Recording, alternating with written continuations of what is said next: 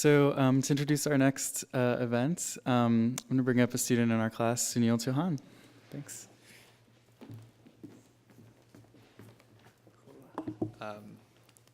Hey everyone, my name is Sunil. I'm a sophomore undergrad studying public health and English, and I'm a student in the Neurodiversity course that helped Professor Hilton put on the Symposium. So I was initially interested in the concept of neurodiversity since I work a lot with the homeless population in Rhode Island, and it's super related to that work. And I'm also especially interested in how disability studies intersects with queer of color theory. So that's sort of why I took the class and why I'm really excited about today's panel on writing neurodivergence with our two esteemed guests, Hamja and Cyree. So I'm so honored to have the opportunity to introduce them. So Hamja Ahsan is a writer, activist, artist, and curator who's come all the way from London, whose work illuminates current debates about diaspora politics and disability studies. His first book is titled Shy Radicals, The Antisystemic Politics of the Militant Introvert. So it's a work of speculative activism that imagines and draws together communiques, covert interviews, and underground histories of introvert struggles. In the book, Hamja imagines the Shy People's Republic of Aspergistan, a state that represents the interests of all shy, introvert, and autistic spectrum peoples. Shy Radicals gave context to much of what we discussed in class, a lot of the theory, and really put things into perspective for us. In the book, Hamja writes entire articles of a constitution and a Bill of Rights for this sort of imagined utopia for the neurodivergent, incorporating humor and sarcasm, but also ideals that our class could really get behind. For example, in Aspergistan, quote, "Civic privilege will only be granted to the voices of the unheard." Hamja also campaigns for prisoners experiencing abusive solitary confinement, extradition, and domestic erosion of human rights, and sort of the war on terror. This was born out of a personal struggle that he's going to talk about. So people like Noam Chomsky, Robert King, Riz Ahmed all lent their support for his campaign, which is super exciting. And Hamja was actually shortlisted for the Liberty Human Rights Award for his innovative incorporation of art and film in the campaign. His activism was super inspiring to all of us in the class, and it really puts into practice much of sort of the critical disability theory that we've studied. Hamja's arts work is also super influential. He's presented projects at the Tate Modern, the New York Art Book Fair, the Shaunak Festival in Pakistan, and in June he's going to open his exhibition, The Aspergistan Referendum, at a biennial on graphic arts in Slovenia. He also co-founded the UK's largest festival of zines and activism, the DIY Cultures Festival. So definitely be sure to attend his workshop tomorrow on zines and their relationship to mental health, which is going to draw from his 25 years of experience making zines. Also, Hamja is selling his book just afterwards outside for $10, so be sure to grab a copy. We're also super excited to welcome Cyree Jarelle Johnson, a writer and librarian from New York whose work relating to trans people, women of color, and disability studies has appeared in the New York Times and WUSSY. He's an undergraduate creative writing teaching fellow at Columbia University, where he's also a candidate for a Master's of Fine Arts. He's spoken at the White House, the Whitney Museum, University of Pennsylvania, Brown now too, the Philadelphia Trans Health Conference, Tufts University, and Mother Bethel AME Church, among other venues. Cyree has also received fellowships and grants from Culture Strike, Leeway Foundation, Astria Foundation, Rewired News Disabled Writers, Columbia University, and the Davis Putter Scholarship. He's also a founding member of both the Harriet Tubman Collective and the Deaf Poets Society. So I've been personally fascinated by some of the work I've read by him. His poems are incredibly emotive, and his essays are super compelling. They all reinforce the theme of femme of color empowerment that we've talked about in class. Also, he gave a TED Talk recently on autism neutrality. In other words, sort of a move away from negative depictions of autistic folks to a more realistic representation of their lives. He argues that autism is a regular way to live in the world, which is a framework that our class has been studying through the entire semester. So it's super interesting that both of these artists work through books, Hamja as an author and Cyree as a poet and a librarian. We're super excited to hear from them and super grateful to have them here. So I'm going to hand it over to them. I think Hamja is going to talk first and then Cyree afterwards. But thank you everyone for being here. Please enjoy the rest of the session.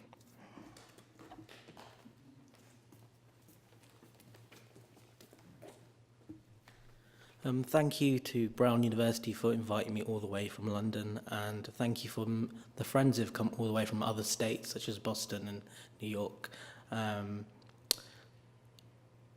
So this is part of a never-ending world tour to overthrow the oppressive ideology of extrovert supremacy.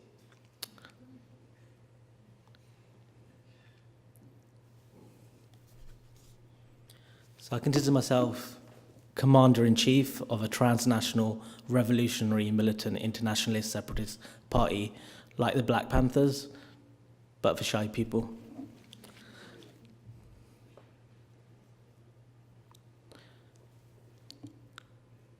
Draft Constitution of the Shy People's Republic of Aspergistan.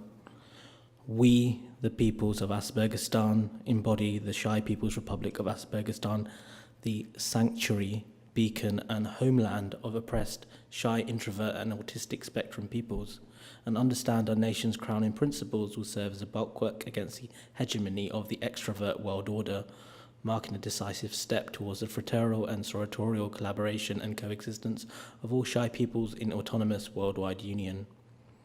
Acknowledge that successive generations of our people have suffered rejection, bullying, humiliation, belittlement, pathologization, persecution, subjugation, exploitation, erasure, exclusion, alienation, discrimination, and disadvantage at the hands of the global system of extrovert supremacy, which is dispossessed and deprived of our right to introspective life, self-esteem, equality, and peace.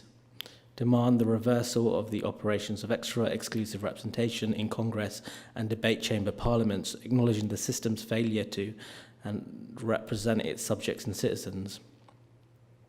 We take Lao Tzu's dictum, the quieter you become,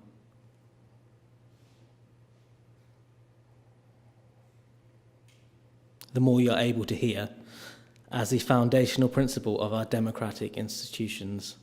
Cherish the richness of inner life, silence, contemplation, reflective solitude, intimate company, investigative depth, peer-reviewed truth, which forms the basis and legitimacy of the state and government to determine our destiny. Most of the politics in my book are based on the politics of like the teen movie. I didn't watch Mean Girls until I was in my mid-30s. So I'm just going to read some articles from the Constitution. I'm from that type of middle-class Asian family where my mother wanted me to be a doctor or a lawyer. And I realized late in life that law was like conceptual art, but real life.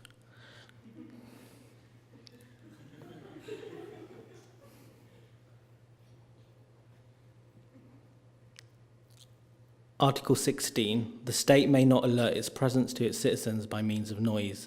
The prohibition of noise-based alerts will extend to sirens, alarms, and emergency calls. The state guarantees the right to silence before all law enforcement organs. Article 17, introversion is inviolable. No person may disturb its peace or violate its freedom. The state shall guarantee freedom from small talk, freedom from coercive visual distraction, freedom from enforced jollity or coerced happiness, freedom from extrovert harassment during leisure time and national holidays, the right to stay in one's home during leisure time and national holidays, freedom from superficial judgment based on outward appearance and consumer choices, freedom from frivolous public media assaults, freedom from stigmatization, pursuit of an introvert life, freedom from extrovert epistemic violence, including all accusations of being antisocial or aloof. Disrupting the concentration of Aspergistan citizens will be taken seriously and punished in full accordance with the law.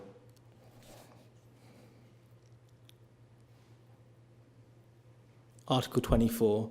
The national anthem is the sound of a seashell, which may be accessed on a 24-hour basis by citizens via holding of the shell to the ear. Article 28. Representing the rich life of the underground, the national flower will be represented by the roots of plants and trees embedded in soil. Shy Radicals acknowledges in the privilege of the blooming flowers image to be part of the systemic enforcement of extrovert normativity. Article 30, and I'm saying this because there's a reception afterwards. Abolition of private views, opening ceremonies, launch parties, and all other suffocating crowd gathering forms of celebration of new cultural products, film season, and exhibitions. The state encourages the purging of the socialite class.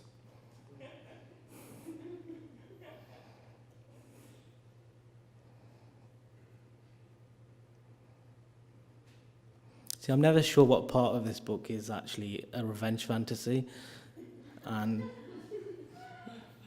what part of it is just like me.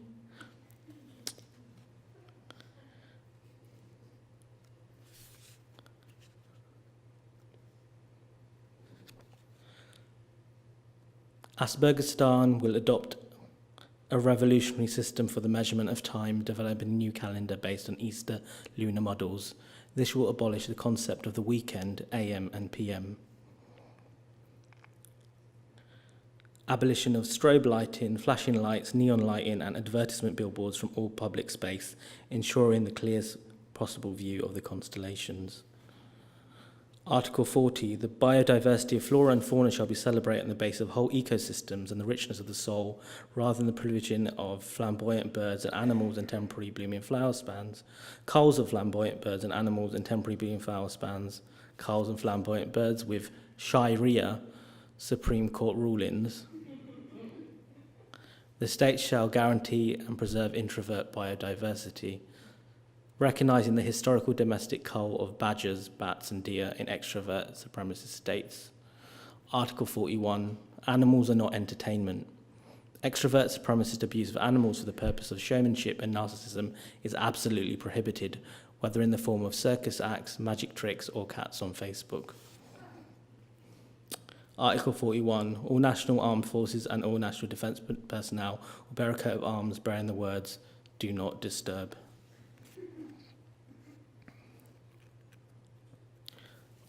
So we mentioned a campaign which inspired my activism, and the next thing I'm going to read is not written by me. So this is the third time I've come to the United States. The very first time I came to the United States was to visit my brother in a death row prison, in a supermax prison in the state of Connecticut. My brother had been ripped from his family home. This is my older brother who I shared a bunk bed with. And detained without trial or charge for the longest time in British history, 6.5 years without trial, charge, or evidence under the US-UK extradition treaty around the time when Tony Blair and George Bush were best friends.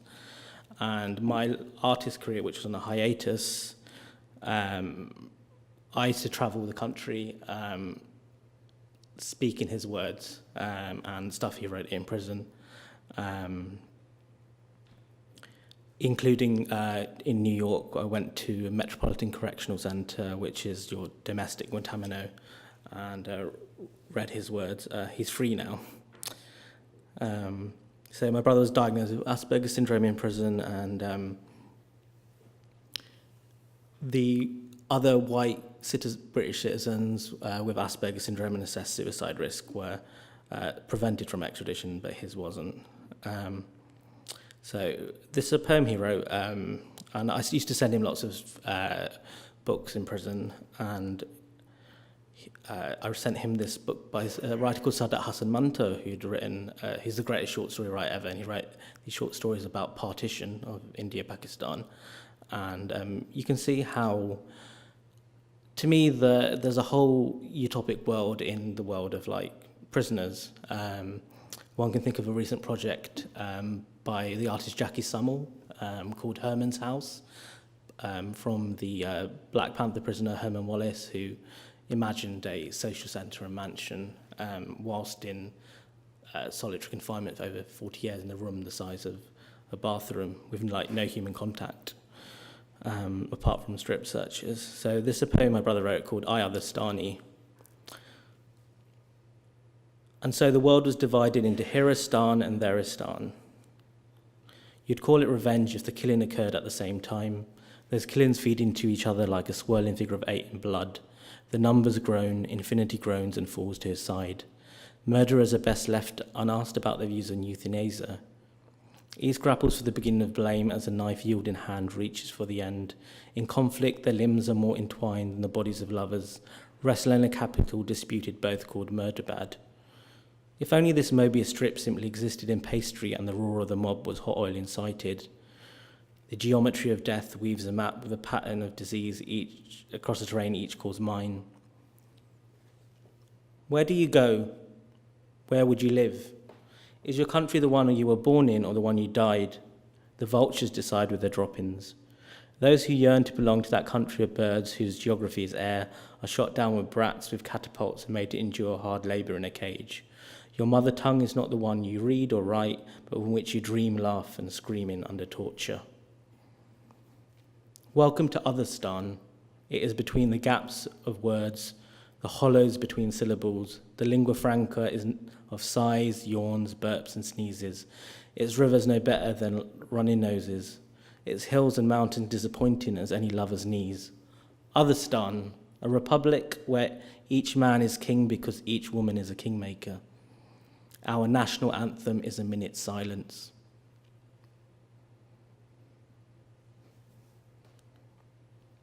Eventually the abacus tips, the number of dead is too large, the sand timer too heavy to lift, the fruits and branches grow rich with less. They pump out like cheeks swelled with vomit. The trees creak off their knees, straighten their backs and raise a head of laughter to the sun. The water rumbles with fish. O earth, earth, earth, hear the word of the Lord, be the better son of Adam, take an oath of fealty with me, I remain truly an Otherstani.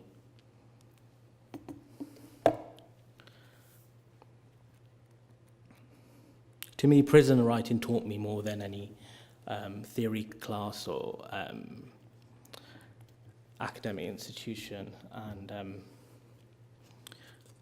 it was sort of podcasts like Political Prisoner Radio and Law and Disorder, which is by the National Lawyers Guild, which sort of kept me company during these very lonely years of campaigning for a autistic brother in solitary confinement.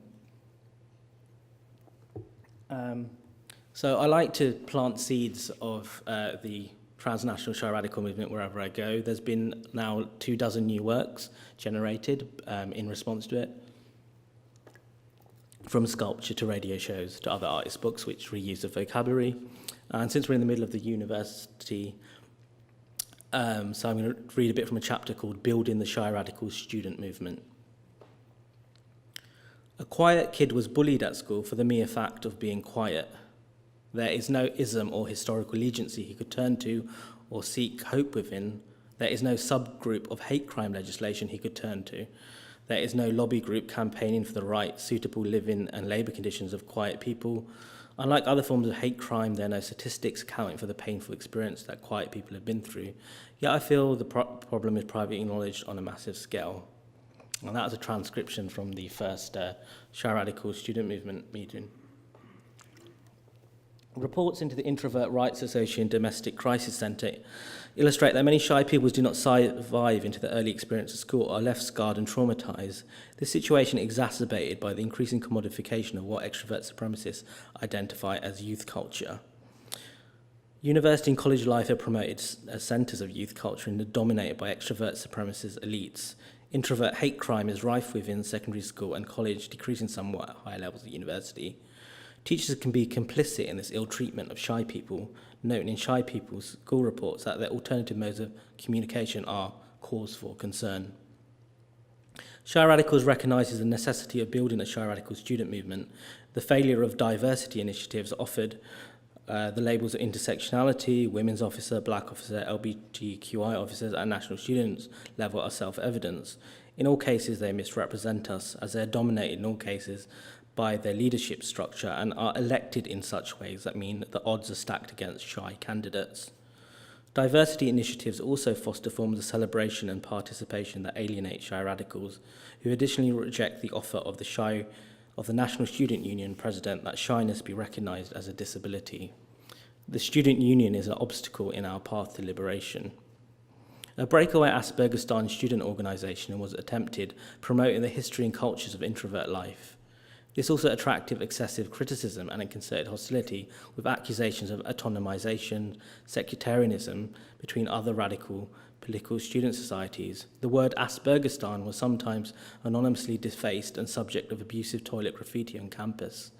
Many of the National Union of Students leadership have mistaken Aspergerstan as a Muslim organisation, as many national representative bodies such as Pakistan, Palestine and Afghanistan societies exist. Much to our bemusement, our student representatives found themselves programmed to speak against Islamophobia Awareness Month. We are still investigating whether this was accidental or a deliberate error on behalf of the student organisation. The list of universities that passed the Shia Radical Student Union motion are on the central website. Why passing the student is motion, the objective at stake is a radical reconstitution of the student body to halt the spread of extrovert internal colonisation to student campuses, accommodation halls and university life. And our objective is to create a sense of empowerment amongst the non-extrovert students. Our objective is to let our grievances be known and dictate the terms of engagement. The leadership of neurotypical student movements at present remains unsympathetic to all Shia Radical's demands, which are rejected wholesale at the National Union of Students, AGM. We demand curriculum reform. Shyness features excessively in degree programs such as psychology, with an emphasis on shyness as a problem to be overcome via assertiveness skills and cognitive retraining. It sums up our place in society. This needs immediate wholesale reform. We need to put shyness at the heart of undergraduate, postgraduate and postdoctoral programs such as sociology, politics, history, geography, philosophy and international relations. Arenas such as linguistics and language need to recognise us. And finally, we need to find a way of being acknowledging the histories of art, science and literatures and the history of thought. And there's a whole longer bit on the Shia Radical student movement, which I'm going to return to later.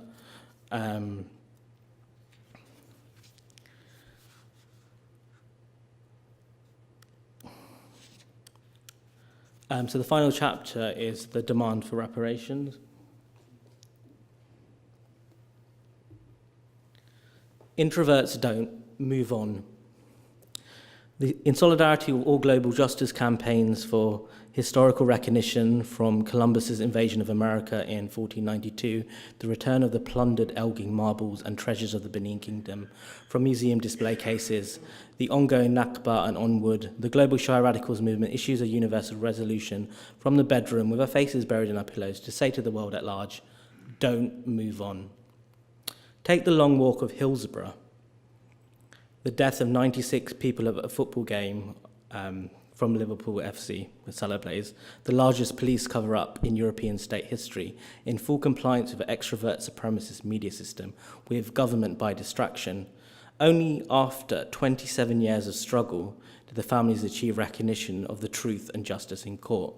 The former Prime Minister David Cameron, echoing the corridors of power, said in a way demeaning to all introspective peoples that the longing for truth was like a blind man in a dark room looking for a black cat that wasn't there.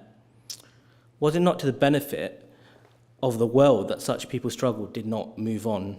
From that moment of truth, all other retrospective justice campaigns can take inspiration. What festering darkness remains over those years was the pure blackness of truth. To not move on is the true stuff of heroism. Let us forever brood in the dark room then, close the curtains, fester onwards. Every broken soul demands justice, reconciliation, hope, parity and fairness. Don't move on. Moving on as a representative of the continuation of life, moving on as the ultimate life ethic of the future, is a received morality of shallow extrovert normative entertainment industries, sitcom, Friends, relationship dramas, K-pop songs, cheap thrills, advertisement fix-it slogans, roller coaster rides and so on. Think, these forms of entertainment do not allow the same slow pace and open space of the Ingmar Bergman film or the latest Iranian cinematic masterpiece. Reflection, maturation, distillation, marination. There is no fast food justice system. To let go is to comply with the corporate godhead, laying off workers, government without accountability. Government by Sharia law will not permit this. Don't let go. And I'm going to skip ahead. A full formal apology means renunciation of false affectionate and niceness. The world will not sing in perfect harmony. Nothing will be solved by extrovert people simply being all right. How are you? How was your weekend? And other small talk microaggressions. will not be registered as real concerns anymore until restitution. A blacklist of public spaces where service staff have told our people to cheer up will be drawn up in cooperation with the enemy. Those cafes where we simply wish to sit alone with black coffee and the company of a good book. What else do you imagine a cafe is for? To establish profit and economic growth? We will seize every buck of every glossy cafe, and with that every chain pub. We'll return cafes to their original asocial social function for our people. Do not dare impose your feel-good ideology on us ever again. Repatriation, return to the homeland. Funds will be allocated towards establishing the Aspergistan state, sustaining our student bodies, universal pensions for the frail and elderly, underground networks, those who have suffered introvert hate crime, and funding full-scale employment, arms and defence. Citizens will not be accorded full introvert rights are by natural right citizens of the Aspergistan state. No amount of co-option into the system will appease us. The co-option of introvert life into the studio introvert, our styles of dress and life experience by the alternative indie music icons, independent cinema, the indie comic book and small press industry will never heal this. This is mere social democratic appeasement for the introvert. Reform is not enough. All profits from marine transport, railways, highways, air travel, planes, parachutes, hot air balloons will be quietly redirected via natural right to return us to prospective territories of the homeland state. Those funds will be used to build a system of underground tunnels, vaults and catacombs to return us homewards. We will only permit the future citizens of the Aspergistan to travel home on the longest train journeys. Development and rehabilitation programme. The painful memories of high school have not left us. Our capacity for growth and development has been severely impaired since childhood.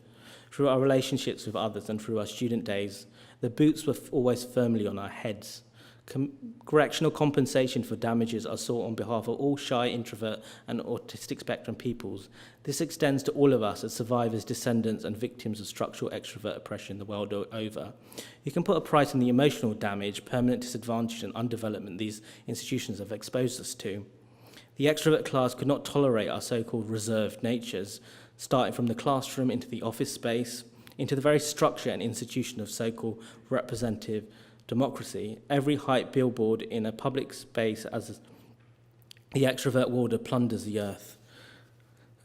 Point 5, ecological justice. The synthetic will be totally abolished. The authentic will prevail. We will create quiet parks, cozy indoor areas, fertile soils and fields. Flower shows in extrovert supremacist nation states will feature education on the fertilizing effects of compost. A state-funded tree programme will cover all public fields where raves and corporate festivals were held, returning them to the sacred woods, where constellations will be visible again, where the indigo of the night sky will be cherished by all. We are all victims of this violence. We do not stand alone. In the perverted case of fur coats, leather jackets, the abuse wrought on animals, their inner worlds are trampled over in the name of showing off.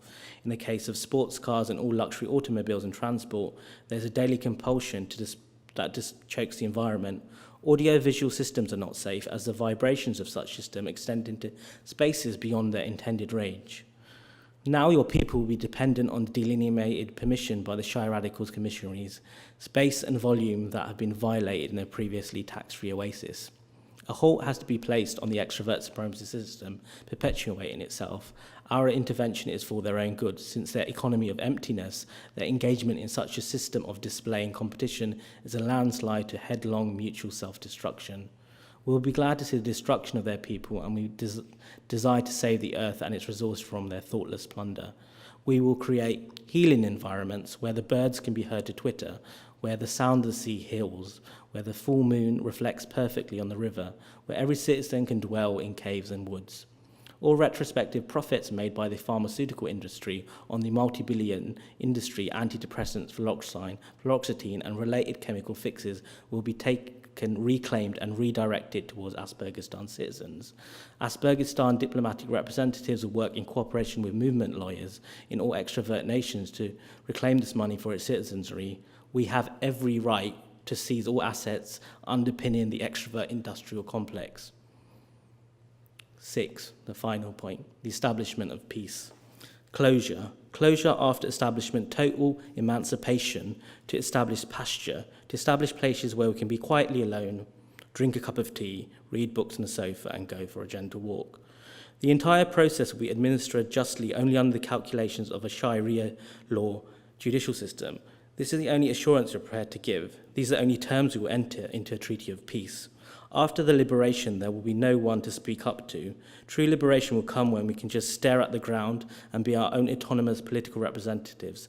This is natural justice. We are merely reclaiming what is ours, the right to life, space, quiet.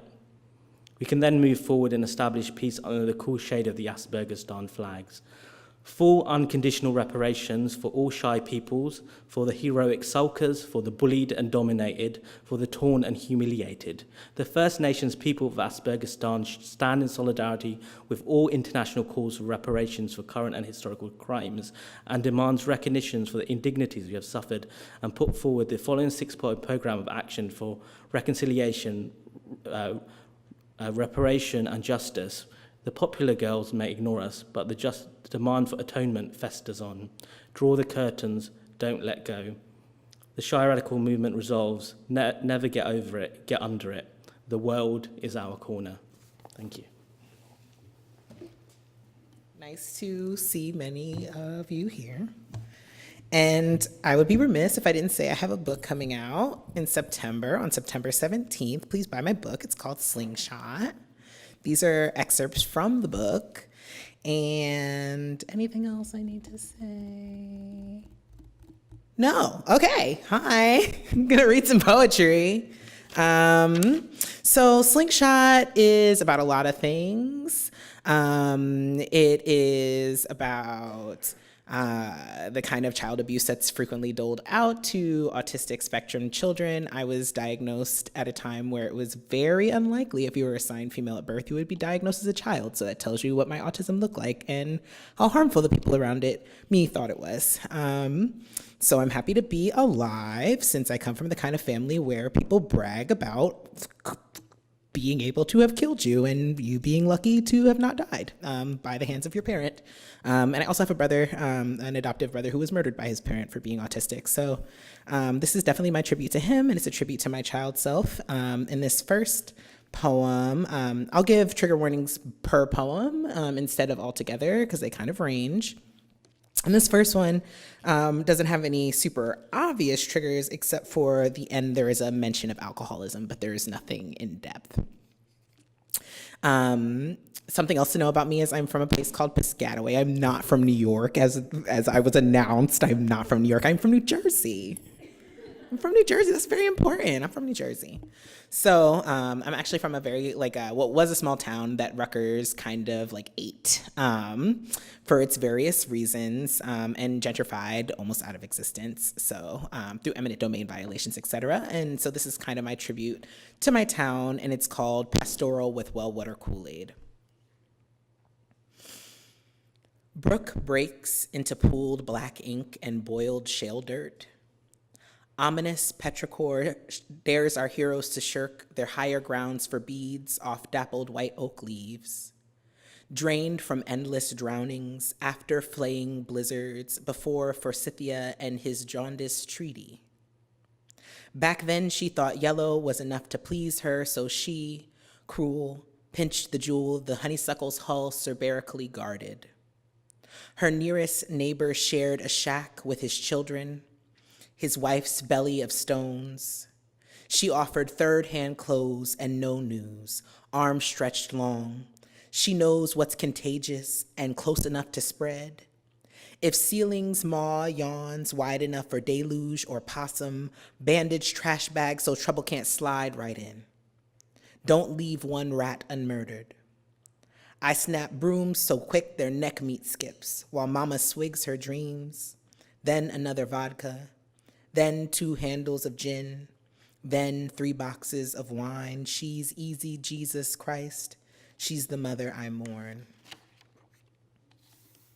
So this next poem, a very brief mention of cops in here, but it's also a tribute to my friend and mentor, Leah Lakshmi Pipesana Samar Singha, who, if you do not know, you should immediately look up and then buy all of their 1,000 books. I have no clue how many books Leah has, but I do know that they have, 2 out this year. So Care Work, which is about disability justice and care, and also Tongue Breaker, which is a book of poetry. So this is my tribute to my friend Leah, who is one of the people who radicalized me in my disabilities. I also live with lupus, but and so Leah has definitely been an inspiration to me.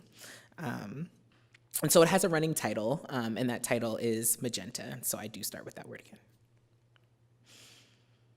Magenta, the kind my homie Leah calls screaming vulva, a sparkler through gray hair with glint of mercury. Quickly we become elders in this city, smears our fingers like new murder. They're my mentor with Sinti Roma's Bleeding Tarot. When I was a kid, they wrote Femme Shark Manifesto. I lived a life with pink books and gem mischief. That zine was the zine that I mean when I mean the zine. It was a roll call for femme styles, pumped a saline shot of sadness, but at least there was fucking to look forward to. I wanted to grow up and then be them and then be their friend forever. Wash all their dishes, eat drying pizza out the box, so I filled 3 bags and moved to Oakland. It was blank verse for 10 months and fucking. I slept on Anna's couch as ever and wrote for weed magazines. Hot-handed roof gardens blush pink as lips. The other ocean coughed out boys with limps and lisps. Prince punctuated all my trysts. I dated a cop for about 6 months, a future flush with killer's gear. He won't tell you about the rapes, but paints and sculpts them in his face where eyebrows once were and should appear. Alas, this poem can't reinstall the skin nor grow his eyebrows back again. His fetid hide has ceased to be for all of our eternities, and for this, only impotence. A poem mauve with fizzy goiter, flaccid as Pacific 6 spray spewed. A poem to coil you in fistula of yarn and stars. So I just want to say that the disclaimer is I did not ever date a cop. I have no clue how that made its way into my poem. Like, it was one of those times. Actually, I'm a survivor of police rape. So, like, I do not know how, like, I was just like, I dated a cop for about 6 months. Like, how did that happen? I'm not sure. But it's what my brain wrote, and it's what's in this poem. And every time I read it, I'm like, I hope people do not leave thinking that I'm out here dating cops. It's so embarrassing. But that's the creative process. So there you go. Just wanted to say that my soul is unstained in that way. So this next poem, I don't think that there is a trigger warning that I can readily see. It is a poem that like traffics in horror. But it is not, I don't think, scary. I grew up evangelical, specifically African Methodist Episcopalian, and since my mother has converted to being a Baptist, like I'm just like, all right, yeah, like more conservative Christianity. That's your jam, you get it. But I did not, and it's actually about my stepfather, who is one of the more abusive people in my life. And so it is a revenge poem, and I do love it, but it's called My Stepfather Mouth Fucks the Devil. Harold is 52. He drives around about 66 miles on I-95 to and from the tube factory in Branchburg. He punched the glass over the speedometer yesterday. The automobile's tools of measurement are bloody, but he never checks them anyway. The cup holder clutches a 3/4 empty can of Budweiser. It's 6:15 in December, and the moon is maroon in the black latex of the pine barren sky. His back seat is tetrised with cans of O'Doul's. Nice try, Harold. A white streak darts through the road as if chased. Harold's nausea pulls the string beneath his tongue, presses its thumbs into his throat. He opens the car door a little, its leatherette split from heat. It's as though his insides are tearing as puke punches through him, bileless, no longer containing food or even beer. He lays on his back in the puddle he made, only an inch too shallow to drown in. A figure above him. Behold, a goat, its ocular golden cleft. Harold's bleary eyes peer and correct. The goat stands dripping stigmata and flexing bicep tattoos. Solve, coagula. The goat has titties and a dude's face and no genitals to speak of. The thing no one ever told Harold about the devil is that when you see them, you get uncontrollably aroused, sexually. Harold doesn't like that gay shit. He ran off his eldest stepchild at 14, who is me, the narrator. Kicked his face and ribs until he fled, and in her fear, the mother called it justice. But here he is, cocked stiff before the devil. The devil strides closer to Harold on cloven hooves and leather assless chaps, unbothered because they're the devil. Although the devil doesn't have a binary gender expression, it's still gay to Harold. The devil values consent, so they ask Harold if he would like a fellatio, and Harold nods and screams, yes, yes. 6 covens of genderless magical practitioners arrive for orgies nearby because the devil is into that. Everyone in the vicinity is on the verge of ecstasy when Harold starts to cry.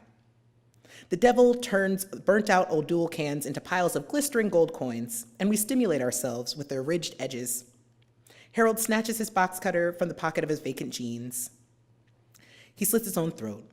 He's dead, and he's gay, and he's not sure which is worse.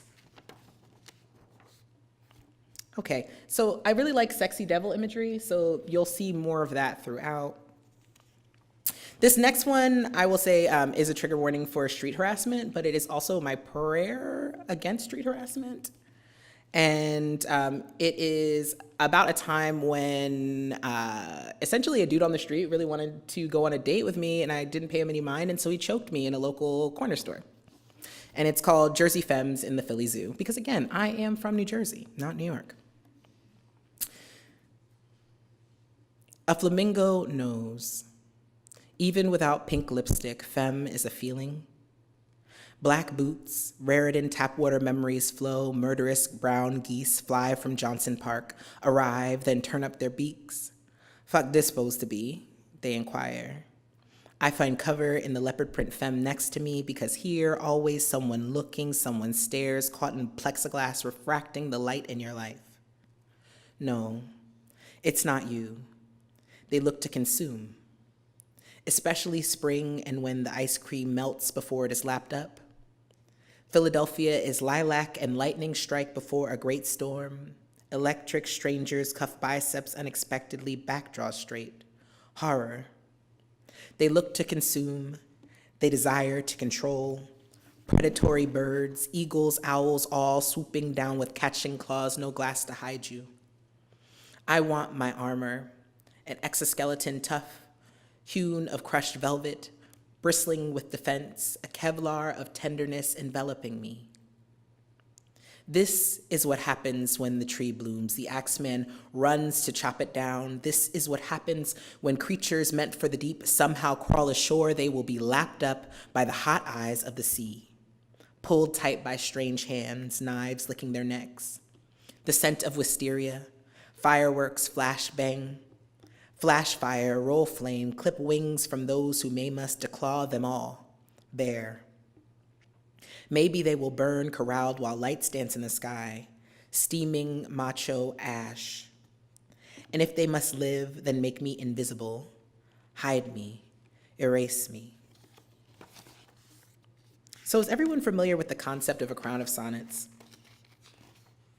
Raise your hand if you're familiar with the crown of sonnets. No one? Okay, great. So I didn't want to condescend. Didn't know if we were all poetic classicists in here. It is a conference about neurodiversity and autists, and so I myself do love a good sonnet. Some form, some structure, routine, predictability. I like that stuff. So anyways, it's about Satan again, so I hope you like Satan. And so the thing that they did not teach me when I was in church was that when Satan fell, all his boyfriends actually fell with him and became the fallen angels, right? We're familiar with this story, correct? Yeah, so essentially Satan's polycule was like, Satan goes, I go too. And that's how I know Satan is trans, right? Because like who has 17 boyfriends who they're just like, we're gonna go. Like Satan is Morningstar, as his name was before he changed it. Again, trans Satan, I love this. Anyways, it's named after Satan and all of his, various partners. It's a tribute called Belial and Morningstar and Andromalius and Barakajal and Penamule and Ronob and Zegon, right? It's large, it's a lot of people. Angels at the time. And it is about Tiresias, but it is a crown of sonnets, and so, but a modern crown of sonnets. So what it does essentially is a crown of sonnets are 5 sonnets that are linked to each other, and each line is the same as the first. In this case, they're not exactly the same, but they do rhyme with each other. And I mean that figuratively, right? Okay. Belial and Morningstar and Andromalius and Barakajal and Penamule and Ronob and Segon. Everybody knows I know a secret. I've stared at windows until hands poked through, and I've nursed men left on my doorstep with stern, unshorn nipples like fraying tissue. We learned we could never go home, at least not without making pistols of ourselves. I was made to jaw on your fennel stalk. We were made and raised to raise the fallen and lift them high by their turgid taproots. Everyone's heard I saw 2 king snakes fuck. Everybody knows I know who gets more pleasure. The pleasure arrives for the taker, who takes cacophonously, superfluously. The yes, please fuck. The no, go home finish. The yes, please fuck finish, so run home. On the white bus clouded by need. Your mama wonders who's been over. Says it was a black, she can smell it. Must have been that blue magic smeared over your pillowcase, my head shape dented and scented and haunting your fingertips. Anyone but a black, she thinks. Someone pretty and black, my mother hopes. In this scene, no one gets what they have wanted. In this scene, you ask Jeeves' penis envy. In this scene, you fly me to Arizona, 4 stained fingers, twist, twist inside, push, push. In every mirror, you find a demon, 4 stained fingers, twist, twist inside, push, push. In this house, there is no God but downlink. In this apartment, we take rent in rimming. In this hovel, you flash your dick on path trains. In this shack, I suck you deep on the pier. In this delusion, you kiss me in public. In this delusion, I meet your parents. In this delusion, we have soft babies. In this delusion, you keep a steady job. You are hard work. You are brute labor. You are the original sin in house paint and the tripod upon which the Pythia sat. And words repel you, and my tongue does not, and we become sentient and escape and string back into the Gordian knot. You ox cart king, you spike silver seller turned gold stroker in the fire and tar woods behind my house. Framed in white flame, antlers draped in tiny lights we learned were beetles. You did it. I let you, and you did it. Blood magic and Hennessy, I'm sorry. I promise you. I paid and paid and paid with 8 years of no good dick, with violence. Blood magic and Hennessy, I'm sorry. If you must know, I loved you in loops. First, I'd puke on you, then watch you fold drawers, little squares of black and red hook houses. Daddy, I look for you in other faces, changed by years of no good dick and violence. In this scene, I Google penis envy, my stern, unshorn nipples like fraying tissue. Daddy, I look for you in other faces, 4 stained fingers, twist, twist inside, push, push. You must know that I loved you in loops. Blood magic and Hennessy, I'm sorry. In this hovel, you flash your dick on path trains changed by years of no goodness and violence. In this delusion, I meet your parents, have soft babies, you keep a steady job. Behind our house, framed in white flame antlers, draped with tiny lights we learned were beetles. Everyone's heard I saw 2 king snakes fuck. Everybody knows I know a secret. Okay, this last set of poems is interestingly partially about the Metropolitan Correction Center. It is also, or the protests against it in New York. But really it's told from 2 perspectives. A mother who is a sex worker, specifically a dancer, and her trans son, who is like a terrible activist. He's like an activist and he's really bad at it. And it like really breaks his heart about it. And so it's relatable. It's relatable content, I hope. And so it's told from both those perspectives. And I really wanted to just depict a story where like there was really both the parent and the child are queer, even though the mother may deprioritize some of that in her life, but that's people's prerogative, right? Like we can play up and downplay whatever identities we hold and want.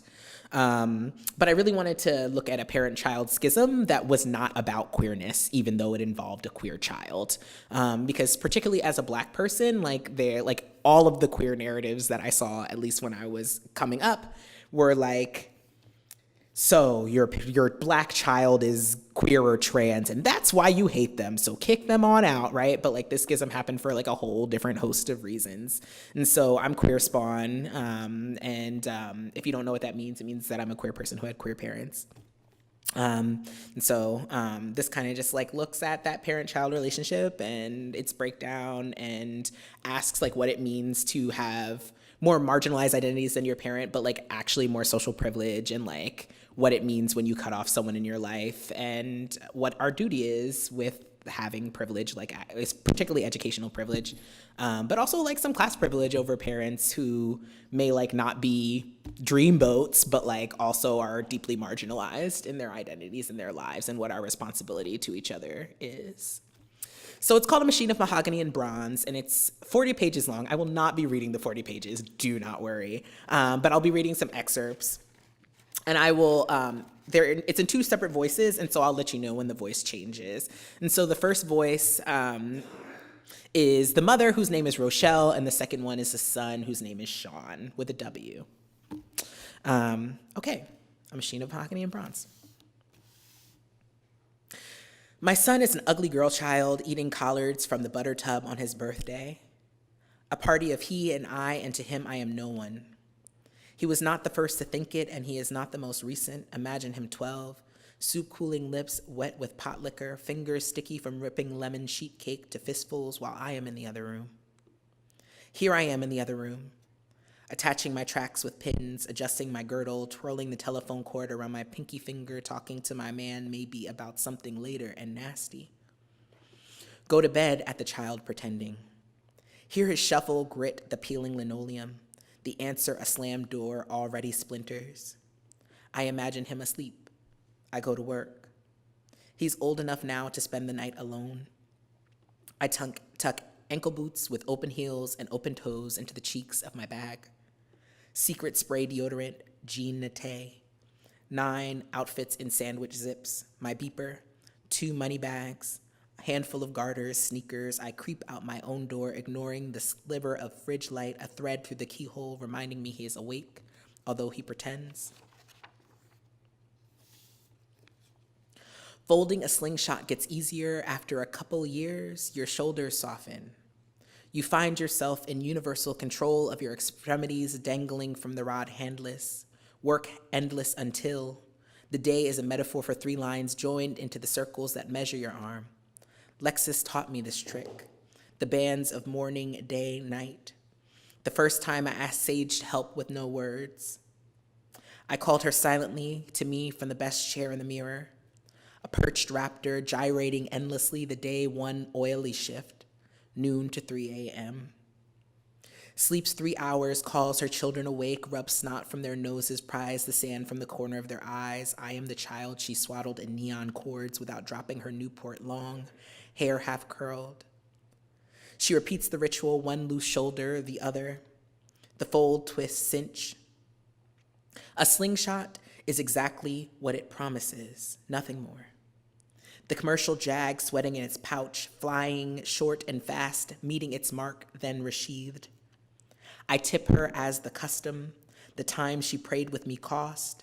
Her baby shoes bump the tin dryer drum, my breast hung framed by glow strings as I descended into memory of her kindness.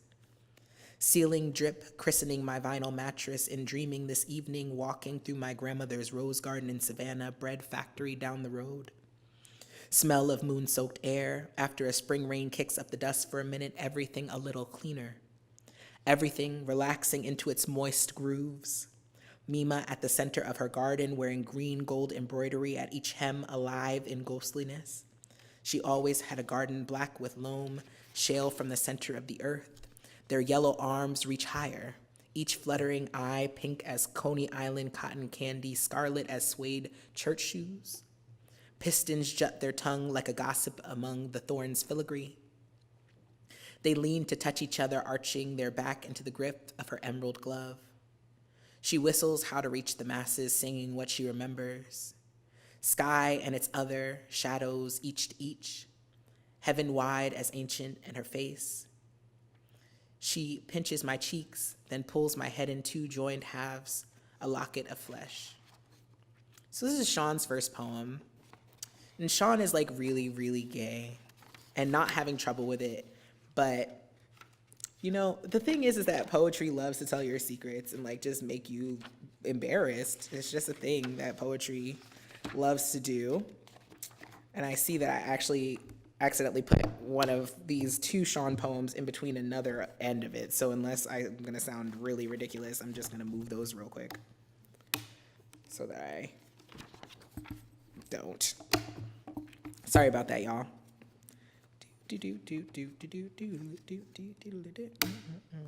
All right, there we go. So anyway, Sean's a really bad organizer, and that's like kind of his jam.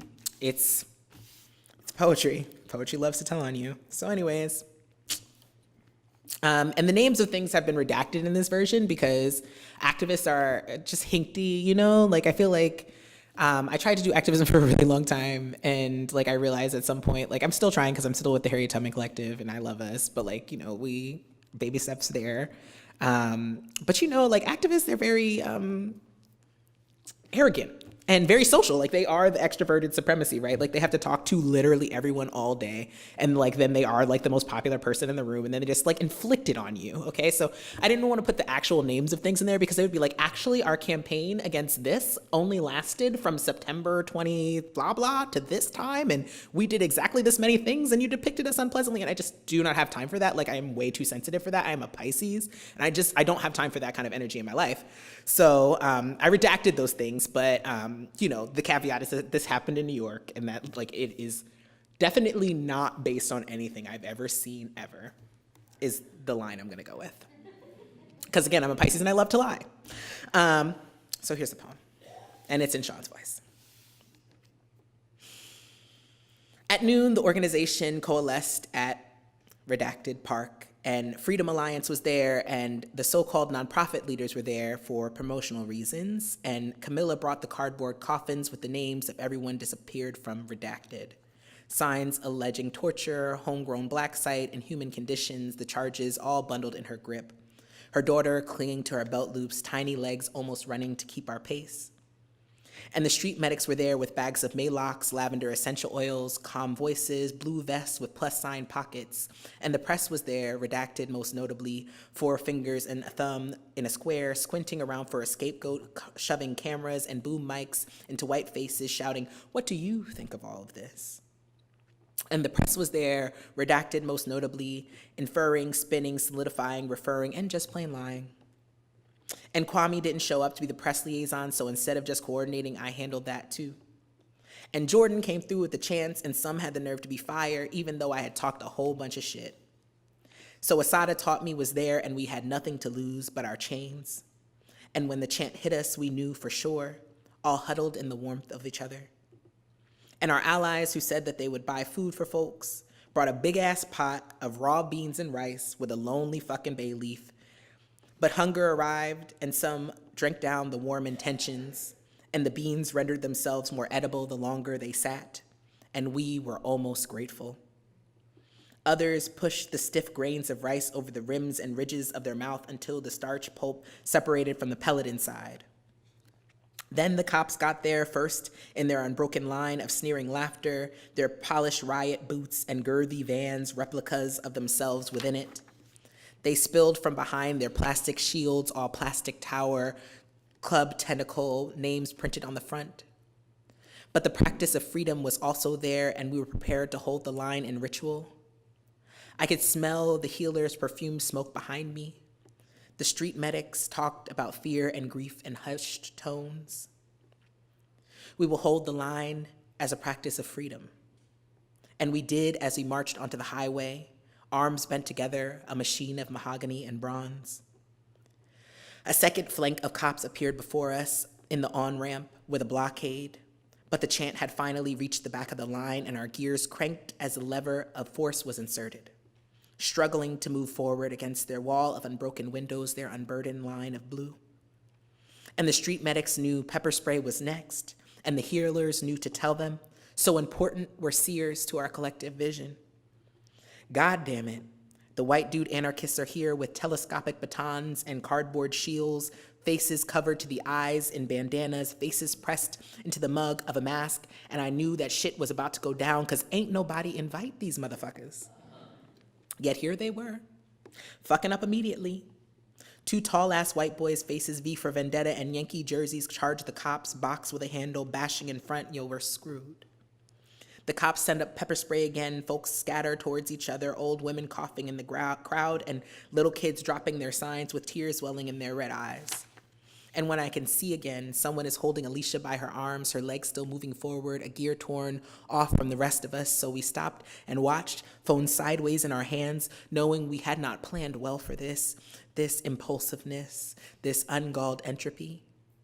Vans roll up, horses roll up, cops pour out, vans roll out, helplessness sets, failure announced, press condemns, pundit amends, bail posted up, leash gets out, we burnt out.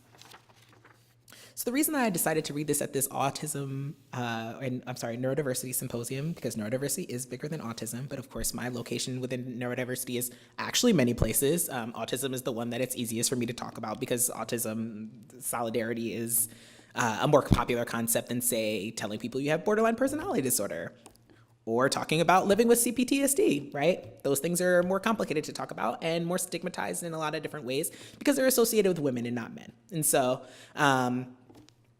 that's why we light it up blue, right? For boys, because boys doing boys things. And so I read this at this particular symposium because autistics are way more likely than the general population to be murdered by cops, right? And so the fact that like a lot of activism around police violence and also way more likely to be incarcerated, to be non-compliant, and so to experience the violence of the state at a much higher level.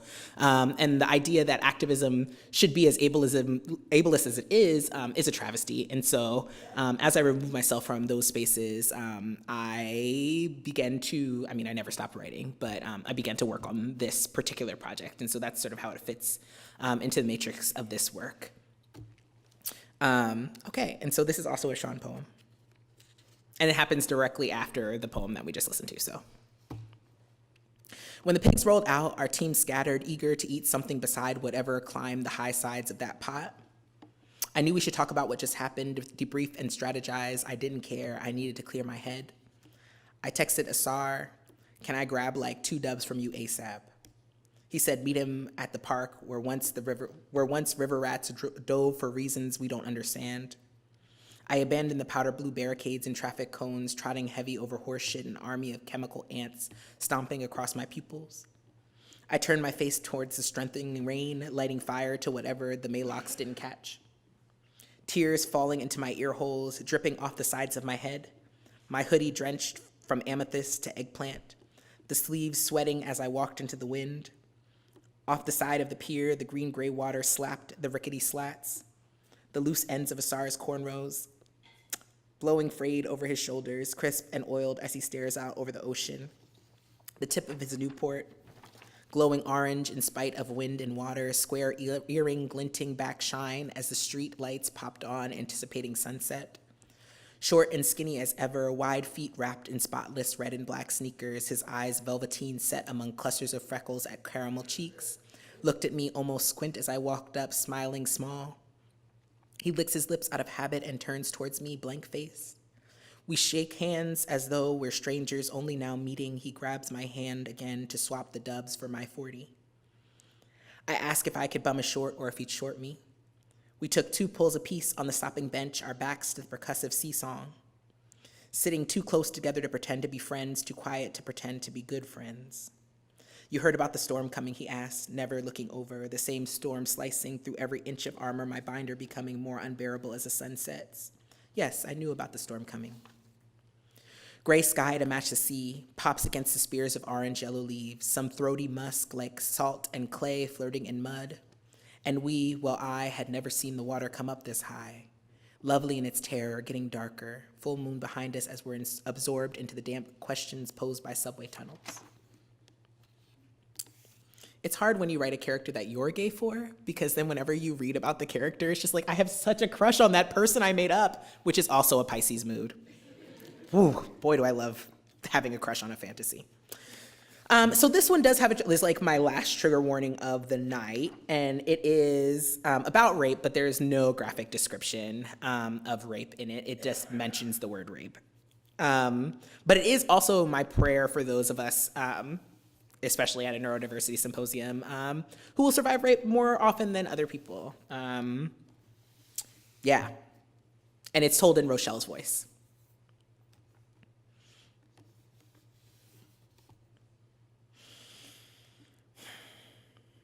If you must be raped, may all your rapes be short rapes. May there be some pleasant sound or thought in the frozen cell you keep inside yourself for retreat in such dire conditions. When you are prostrate to the reality of your body, may you sleep awake until he is finished, until you smell him step beyond the door frame and hear the click of the door settling back into the blameless jam. The lock, its key, its gear, the wheel of your life losing momentum and settling finally into the groove. May you retain your sense of privacy. May you regain your privacy quickly. May you remember quiet, silent, no crashing to never digest, to always remember, no, for you, softer even than a cat's ear. For you, the clay taste, rain through the window, the drip of the rain, the distraction of some other part of your body, adding its key to the slow, low wailing drag. May you seek refuge in coming apart under the pressure of the body like two chewed gum. May every fragment locate its escape route. May it slip with a yawn at the tear of his hook. May you glide along the blade of the truth. Nothing could take as long or as much as this took. For my last poem, just wanted to end with the culmination of that crushed out scene. The thing about A Machine of Mahogany and Bronze is that over the course of the book, it slowly falls apart because what happens to the mother is ambiguous. Spoiler, I hope you'll still buy the book. But like while the mother is like, I have been kidnapped from my job, it is also, I mean, it's also eco-fiction. And so like there is like a major storm on the East Coast, a la Sandy, and just like looks at who that would affect. But like while Rochelle is being kidnapped, Sean is getting laid. So this is the last poem that I'll leave you with as a palate cleanser. In the night, I filled his dimples with milk. Brilliant thimbleful, then again, a sturdiness on whose oak-stead arms I swing. A preener for the guillotine. The brush and comb and droplet and spritz pulled forever over the swoop of his edges in anticipation of every potential open casket, gaping for even small defiances. I've spent dream days sipping cream from his melting jawline, licking the grave dust from hooves of suede and steel toe. I'm prepared to tear 1,000 additional mornings bodied angle over treacherously inadequate cushions, sucking salt water lazing forth from his diligent navel. Atlantic be damned, sluice your volume through every of our new broken windows, pierce as we do with sin, with every day, with a wholeness. My Ouroboros and rupture, my undoing onto death's custard pus. Make of me your swept bloat, sunlight burst marrow fruit. Steep me in your murderous light, here in this bed, growl no threat. Arrive with the stun of your knife. Thank you.